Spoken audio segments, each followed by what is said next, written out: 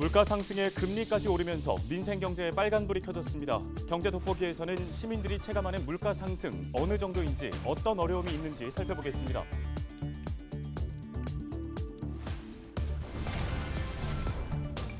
청와대가 시민들에게 개방된 지 한 달이 지났습니다. 이 기간 77만여 명이 청와대를 다녀간 것으로 집계됐는데요. 전국에서 관람객이 몰려들어 그야말로 인산인해라는 청와대 풍경 직접 가봤습니다.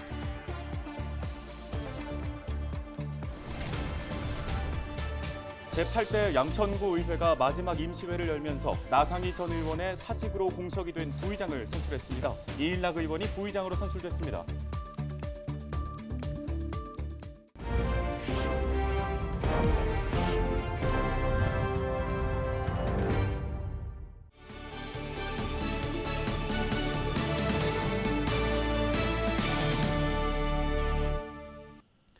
시청자 여러분 안녕하십니까? 헬로티비 뉴스입니다. 첫 소식입니다. 민선 8기가 출범하면서 재건축 등 양천 지역의 수건 과제 해결을 전담하는 가칭 도시발전추진단이 꾸려질 것으로 보입니다. 이기재 양천구청장 당선인은 16일 LG 헬로비전 대담 프로그램에 출연해 양천구 발전을 위한 청사진을 밝혔습니다. 이기재 당선인은 취임 즉시 신정 차량기지 이전을 위한 대체 부지 확보에 나서는 한편 이와 동시에 신월 내거리역 신설을 추진할 계획입니다. 또 항공기 소음 피해에 대한 보상도 대폭 확대할 예정입니다. 이를 위해 이기재 당선인은 도시발전 추진단을 신설하고 사업 과정에 주민 의견을 최대한 반영할 방침입니다. 구청장 직속 부서로 꾸려질 도시발전 추진단은 목동 아파트 재건축 등 양천구 수건 과제 해결을 전담하는 TF 조직 기능을 하게 되는데요. 이기재 당선인이 출연하는 헬로 이슈 토크는 오는 20일 오후 9시 10분에 방송될 예정입니다.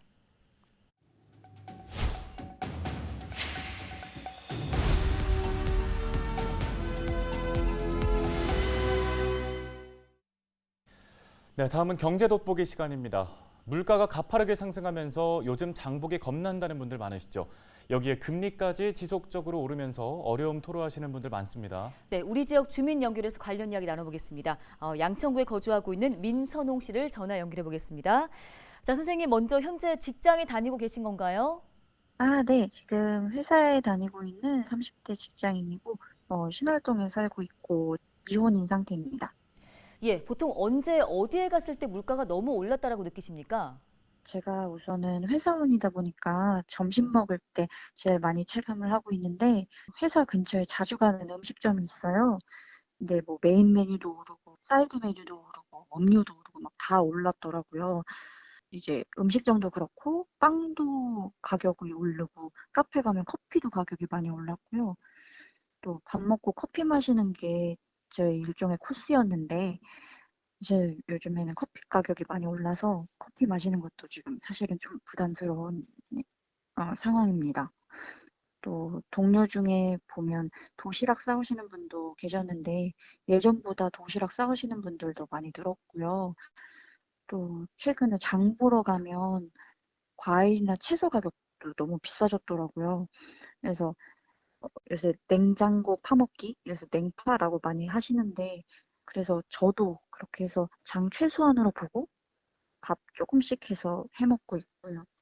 또 요새 또 기름값도 많이 올랐잖아요.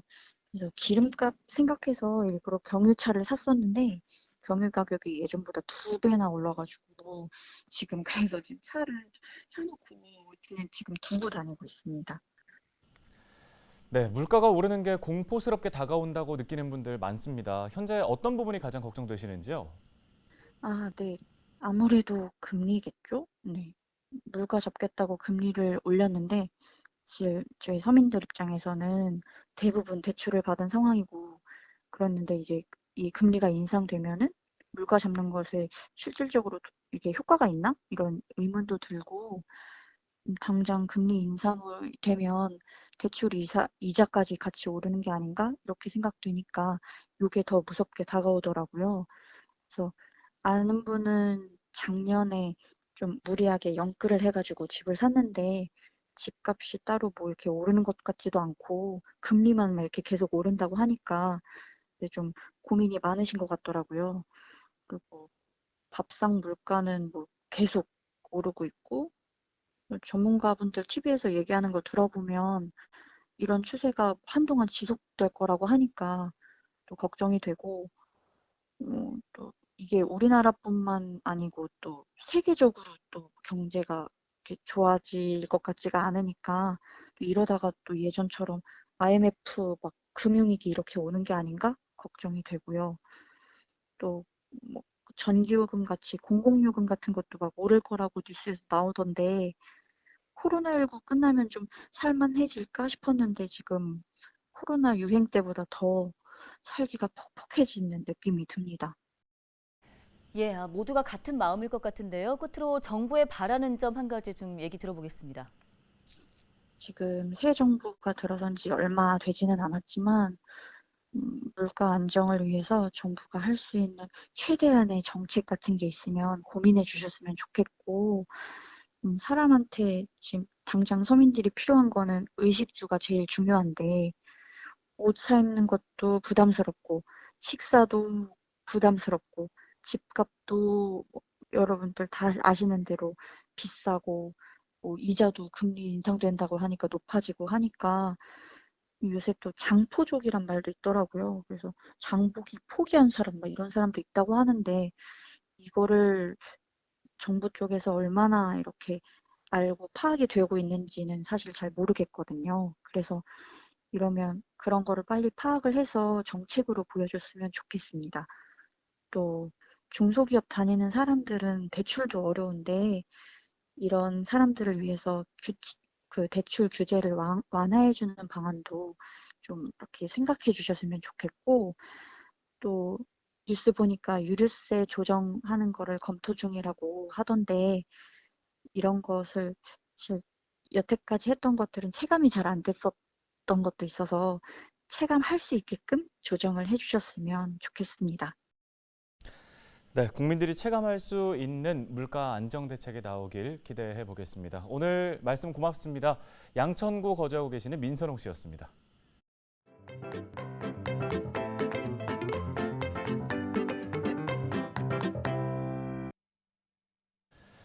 요즘 대한민국에서 가장 뜨거운 곳은 어딜까요? 지난달 일반인들에게 개방된 청와대가 아닐까 싶은데요. 전국에서 관람객들이 몰려들고 있는데 온라인 사전 예약을 신청한 인원수만 수백만 명에 달한다고 합니다. 네, 하지만 매일 정해진 인원만 입장을 할 수 있다 보니 아직 관람기를 얻지 못한 분들이 꽤 많다고 그렇습니다. 하는데요. 자, 헬로티비 뉴스 김진재 기자가 청와대 곳곳을 둘러보고 왔습니다. 지난달 74년 만에 청와대가 일반인에게 개방됐습니다. 수만 명의 관람객들이 매일 청와대를 찾아오고 있는데요. 수십 년 동안 대통령의 공간이었던 청와대 내부 모습 어떤지 직접 들어가서 살펴보겠습니다. 정문을 들어서면 가장 먼저 눈에 띄는 건물이 본관입니다. 청와대 하면 떠올리는 이미지가 있죠. 뉴스에서 자주 봐서 익숙한 파란 기와지붕의 건물인데요. 청와대 중심 건물인 본관은 노태우 정부 시절인 지난 1991년 지어졌습니다. 프레스센터인 춘추관, 대통령과 가족이 생활하는 관저와 함께 완공됐는데 실제 나이는 30살 가까이 된 셈이네요. 본관 내부를 보기 위해서는 이렇게 줄을 서서 기다려야 하는데요. 관람객이 워낙 많다 보니 본관에서 시작한 줄은 수백 미터가량 정문으로 이어져 있습니다. 저 밑에 저기 정문 있잖아요, 정문. 한 여기 들어오는데 한 20분 정도 걸린 것 같은데요. 1시간가량의 기다림 끝에 본관에 들어서자 무궁화실이 나옵니다. 한쪽 벽면에 걸린 액자들, 바로 역대 영부인들의 사진인데요. 이곳은 영부인들이 진물을 보고 외부 손님을 만나던 공간입니다. 윤석열 대통령이 영부인실을 없애기로 결정하면서 용산 대통령실에서는 볼 수 없는 공간이기도 합니다. 이제 계단을 따라 올라가 볼까요? 벽면을 가득 채운 금수강산도가 눈에 들어옵니다.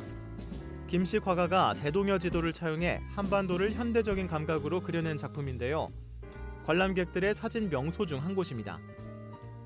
본관 2층에는 대통령 집무실과 외빈 접견실 등이 있습니다. 대통령이 각국 정상과 통화하는 장면 익숙하시죠?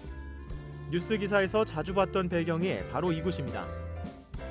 본관 근처에는 외빈을 맞이하던 영빈관이 있습니다. 외국의 대통령이나 총리 등 국빈이 방문하면 공식 행사와 만찬을 진행하던 공간인데요. 지난 2017년 도널드 트럼프 전 미국 대통령 부부가 한국을 방문했을 때도 여기서 저녁 식사를 했습니다. 이렇게 언덕을 끝까지 다 올라오면 대통령과 그 가족들이 살았던 관저가 나옵니다. 관저는 현재 실내 출입이 통제돼 있어 건물 밖에서만 관람할 수 있는데요. 대통령들이 5년 동안 살았던 공간을 직접 살펴보겠습니다. 관전은 생활 공간인 본체와 접견실인 별채, 그리고 전통 양식의 뜰과 사랑채로 구성되어 있습니다. 노태우 전 대통령부터 문재인 전 대통령까지 7명의 대통령이 이곳에 거주했는데요. 역대 대통령들이 애완견과 시간을 보내며 휴식하는 사진, 바로 그 배경이 이곳 관저입니다. 전통 한옥인 상춘제를 지나 산책로를 따라 내려가면 춘추관이 나옵니다. 춘추관은 대통령의 기자회견이 열리거나 기자들의 기사 송고실로 사용되던 공간입니다. 청와대는 지난달 10일 첫 개방 이후 한 달 사이 70만 명이 넘는 관람객이 몰렸습니다. 매일 수만 명의 인파가 몰리다 보니 청와대 내부는 그야말로 인산인해를 이루는데요. 청와대 주변 거리도 덩달아 사람이 많아졌습니다. 서울시 분석 결과 청와대 주변 유동인구는 3배 넘게 늘었다고 합니다.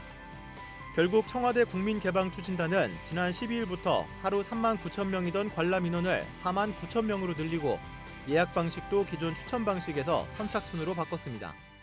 청와대를 직접 돌아다녀 봤는데요. 관람객이 워낙 많다 보니 시설물 관람에 대기가 필요하다는 점, 그리고 가까운 주차장이 없다는 점은 방문 전 참고하시면 좋을 것 같습니다. 기자가 간다, 김진재입니다.